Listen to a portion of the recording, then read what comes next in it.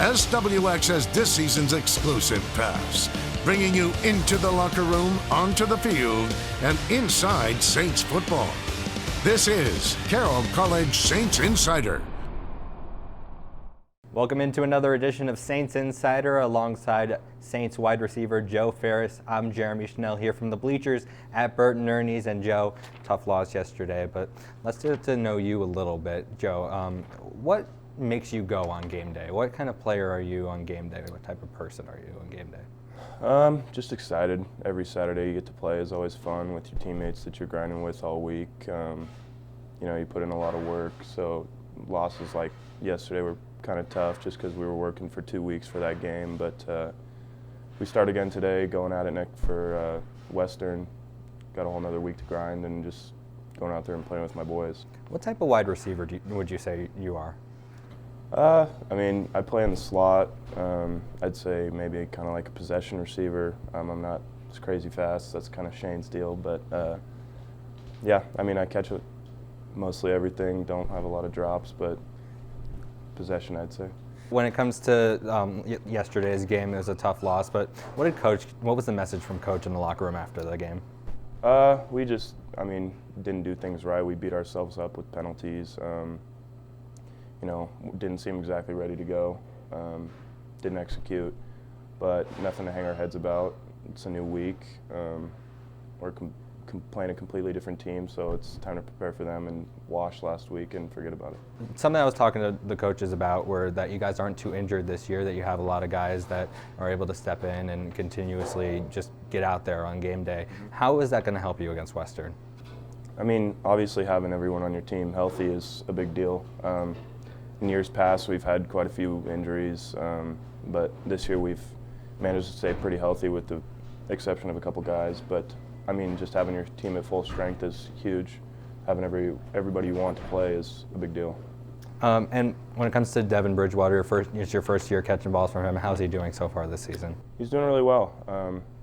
Coming in as a freshman playing is tough no matter where you're playing, and especially a quarterback. And he's done a really good job as a leader, kind of taking charge of the offense, demanding things out of us, being great, stuff like that. But he's done really well. Where are you originally from? I'm from Boise, Idaho. Okay, and so being from Boise, how much did you hear about Carroll College growing up? Not really a lot. Coach Howlett, who used to be here, kind of just reached out to me my senior year, and that's kind of how I got here. Him and Coach Van Diest recruited me, and I didn't really know much about Carroll, but once I got up here, I liked it and decided to come. And I guess seeing that they had 6 national championships in almost 20 years, what did that mean to you? That was definitely a big part of it. I talked to my parents a lot about that. Coming into a program with such good tradition was a big deal. You don't want to, ideally you don't want to go somewhere where the team doesn't have good tradition, so that was a big deal. How great has the new coaching staff been this year? They're awesome. Not knowing a coach going into your 4th year of college, having to learn a new offense is tough, but it's been really easy just with how they've handled everything and how they've treated us, and I like our entire coaching staff, all of them. What does Western bring to the table next week that you guys are going to have to prepare for? Obviously earlier in the season didn't go as planned, but it came down to the last possession. How are you hoping to change that?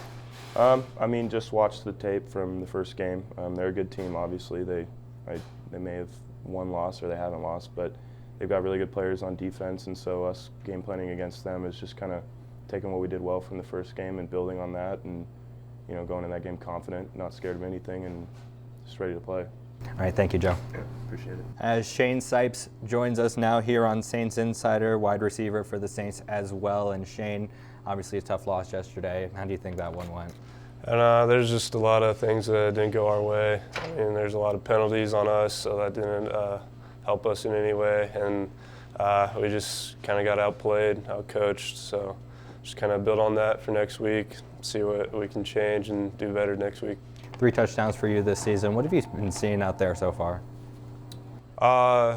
We've gone against a lot of good DBs in this conference. I've seen a lot of improvement in them over the past couple of years. So, you just got to keep game planning against them and try and find the weaknesses in the defense, try and exploit them as much as we can.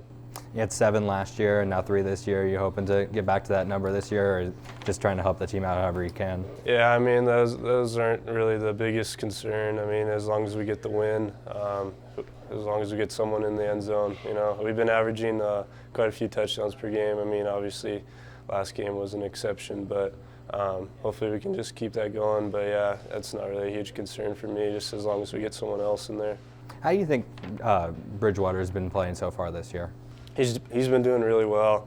Yeah, as a freshman coming in, he's done a really good job of being a leader and you know, taking charge of the offense. And obviously he has a lot of time left, and he's going to just keep improving. So as long as he keeps improving, he's going to be doing well. A couple other guys that have stood out on your offense, Tony Collins and Matthew Burgess. Just talk about them for a second. Yeah, I mean, that's their first year playing college football, so they're doing really well. They're definitely giving defenses a run for their money, so they're just they have a lot to learn, they have a lot to grow, so they're just, as long as they keep improving, they'll do well. Having been here for a couple of years now, how has it been trying to teach the kids about the Carroll College way? Yeah, I mean, well, as soon as they step foot on campus, they kind of understand it. I mean, the older guys do a good job of showing them what the tradition is and explaining how big of a deal it is to be a Saint. So I'm sure they know what it is as soon as they get on campus. And where are you from originally? I'm from Newbury Park, California. Okay, so how much did you hear about Carroll College growing up? None. I barely even heard about Montana, honestly. So, but yeah, after I took a visit up here, I really fell in love with it, and really happy I made the decision to come out here. What about the school made you fall in love with it? It's a great school academically, and football has a huge tradition. 6 national championships. I mean, that is definitely something that got me here, and you know, I just wanted to be part of that tradition and hopefully win one myself. What are you guys hoping to see out of Montana Western next week? I know you guys didn't come out with the win last time, so what are you guys hoping to see from your team?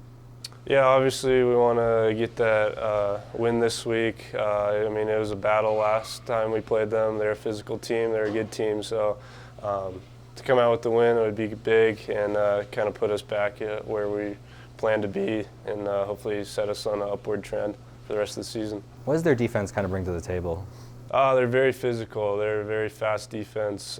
They have an All-American linebacker, obviously, so that's kind of something we kind of game plan around. But yeah, I mean, they're fast, they're physical, so we just got to play harder and faster than they do. And last but not least, what are your expectations for the rest of the season? I expect to win. I mean, we have the guys to do it, we have the coaches to do it, and as long as we can just stick to the game plan and play well, I feel like we should have no problem doing that. Right. Thanks, Shane. That'll do it for this edition of Saints Insider here from the bleachers at Burton Ernie's. Make sure to come out here every Saturday and Sunday for football. But for Shane Sipes, I'm Jeremy Schnell. Good night. We just couldn't hang with them, and we just got to keep battling, keep getting better. You know what I mean? It was kind of the first, true, where we didn't show our true team, our true colors, you know what I mean? But again, not taking anything away from College of Idaho, because they're a very, very good football team. We wanted to win the fourth quarter, and we wanted to be able to finish, this last game. Coming out at halftime, we need a little spark there, right away. So you just got to learn how to overcome adversity. You know what I mean? That's a good football team. You can't make mistakes with good football teams, or you're not going to be successful. And so, so it was a great experience for these kids to know, what a top 10 team is, and the number 1 team in, the frontier right now. So, great learning experience. 24-hour rule, got to let it go, wins and losses, and let's move forward and get ready for Western next week. You can't dwell on stuff and have your head down. You can't be too high and you can't be too up. You know what I mean? I want them here.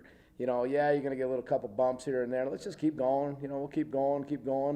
Pretty soon stuff will go our way, or it won't, and you just got to find a way. But when you get too up, and then all of a sudden you come down, and then you're up, and you're down, and you're up, it's I just want to be an even keel. We're just going to go out and do our job.